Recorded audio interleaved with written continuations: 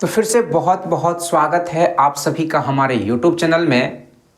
तो जैसा कि हम लोग भारतीय संविधान के जितने मोस्ट इम्पॉर्टेंट अनुच्छेद है, आर्टिकल है, उसके बारे में डिस्कशन करते हुए आगे बढ़ रहे हैं, जो कि सभी तरह के प्रतियोगी परीक्षाओं के दृष्टिकोण से बहुत इम्पॉर्टेंट है। और यह मोस्ट इम्पॉर्टेंट आर्टिकल का वीडियो नंबर 3 है। इसके पहले मैंने 2 वीडियो जो है अपलोड कर दिए हैं, आप उसे ज़रूर देखें। इसी वीडियो के डिस्क्रिप्शन में आपको उसका लिंक मिल जाएगा।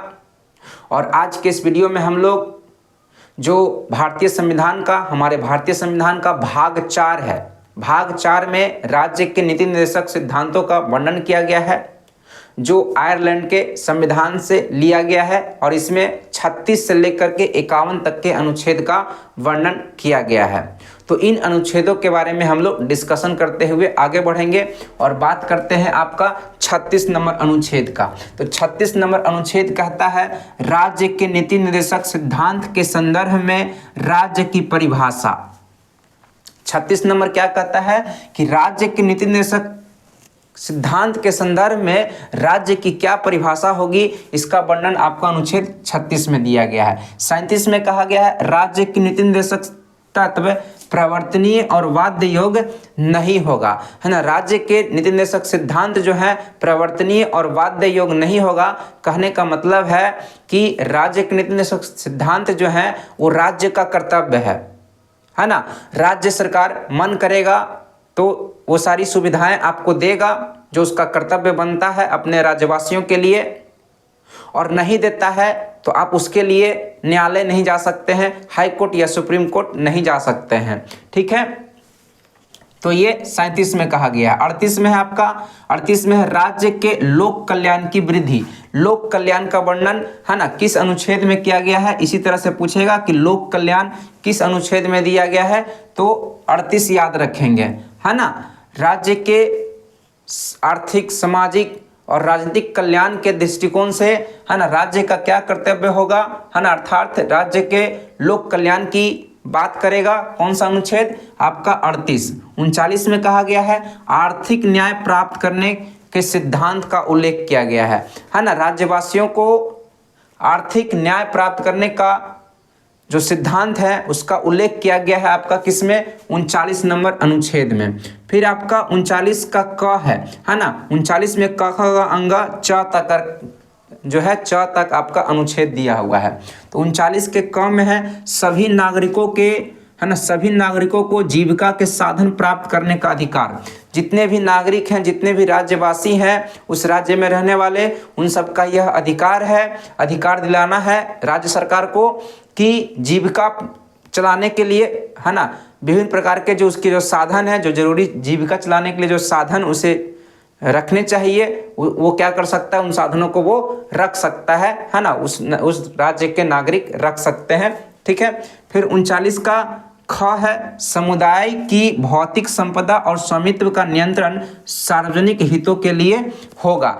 राज्य में जो भी सामुदायिक, है ना, भौतिक संपदा है और उसका जो मालिकाना हक होगा, है ना, इस प्रकार से उसको नियंत्रित किया जाएगा, है ना, जिसमें सार्वजनिक हित, सबका हित हो, सबका भलाई हो, है ना। ये 39 का ख कहता है। 39 का ग कहता है, धन का समान वितरण। ये बहुत इंपॉर्टेंट है, धन का समान वितरण। कहीं कहीं आप लोग सुने होंगे कि कभी टमाटर का भाव बढ़ गया, है ना, कभी आपका प्याज का दाम बढ़ जाता है, कभी लहसुन का दाम बढ़ जाता है। तो धन जो है कहीं ना कहीं क्या होता है, कालाबाजारी में एक जगह इकट्ठा हो जाता है ना। तो राज्य का यह कर्तव्य बनता है कि वह जो धन है ना, समान रूप से सभी लोगों तक, उस राज्य के सभी लोगों तक क्या हो सके, पहुंच सके। कहीं एक जगह केंद्रित ना हो जाए, एक जगह कोई भी सामान, कोई भी धन केंद्रित हो जाएगा, है ना, तो वो महंगाई बहुत ज़्यादा बढ़ जाएगा उसका, ठीक है। तो धन का समान वितरण जो है 39 के ग में बताया गया है। 39 का ग जो है धन का समान वितरण का उल्लेख करता है। फिर 39 का आपका घ है। 39 का घ बहुत इंपॉर्टेंट है ना, आपका ग भी बहुत इंपॉर्टेंट है। और घ, पुरुष और स्त्रियों को समान कार्य के लिए समान वेतन। 39 के घ में जो है, 39 के घ में, है ना, पुरुषों और स्त्रियों को जो है समान कार्य के लिए समान वेतन की बात करता है। अर्थात है ना, किसी भी पुरुष को और किसी भी स्त्री को एक ही पद के लिए, एक ही काम के लिए है ना, एक ही तरह का वेतन मिलेगा, उसमें भेदभाव नहीं किया जाएगा। फिर आपका 39 का अंगा है ना, कर्मकारों के स्वास्थ्य एवं शक्ति तथा बालकों की अवस्था का दुरुपयोग ना हो। जो भी काम करने वाले हैं है ना, उनके शक्ति का है ना, उनके स्वास्थ्य का ऐसा काम ना मिले जिसमें उनके स्वास्थ्य और शक्ति का क्या होने लगे, दुरुपयोग होने लगे है ना। ऐसा काम उन्हें नहीं दिया जाना चाहिए, ऐसा नहीं होना चाहिए। कोई ऐसा करता है तो वो गलत है, ठीक है। फिर 39 का आपका च है। 39 का च को जो है 42वां संविधान संशोधन 1976 के तहत जोड़ा गया है, ठीक है ना। मूल संविधान में ये नहीं था, इसको जोड़ा गया है च को। बालकों को इसमें कहा गया 39 के च में बालकों को स्वस्थ विकास का अवसर दिया जाएगा, है ना। बालकों को जो है स्वस्थ विकास का अवसर दिया जाएगा, है ना। बालकों को, जो भी बालक है उस राज्य में रहने वाले, है ना, सरकार का यह कर्तव्य है कि उसको क्या दिया जाए, गरिमामय स्वस्थ पर्यावरण प्रदान किया जाए, उसके विकास का अवसर प्रदान किया जाए। अनुच्छेद 40 बहुत इंपॉर्टेंट है। ग्राम पंचायत का गठन, ग्राम पंचायत का गठन की बात जो है अनुच्छेद 40 करता है, ठीक है। और ये नीति निर्देशक तत्व में भी आता है। और उसके अलावा आपका संविधान संशोधन 1973 में हुआ था, 1992 या 93 में हुआ था। आप कमेंट करके बता सकते हैं कि 73वां संविधान संशोधन कब हुआ था। तो 73वां संविधान संशोधन के तहत भी जो है आपका क्या, ग्राम पंचायत का गठन किया गया है। और नीति निर्देशक तत्व में भी आपका ग्राम पंचायत का गठन किया गया है ना, 40 नंबर आर्टिकल के तहत। तो ये जो आपका 40 नंबर आर्टिकल है, इसके लिए आप न्यायालय जा सकते हैं, ठीक है। फिर 41 नंबर आर्टिकल है आपका, कुछ दशाओं में काम, शिक्षा और लोक सहायता पाने का अधिकार, है ना। कुछ दशाओं में काम, शिक्षा और लोक सहायता पाने का अधिकार किस आर्टिकल में वर्णन किया गया है, तो 41, है ना। 41 नंबर आर्टिकल याद रखेंगे।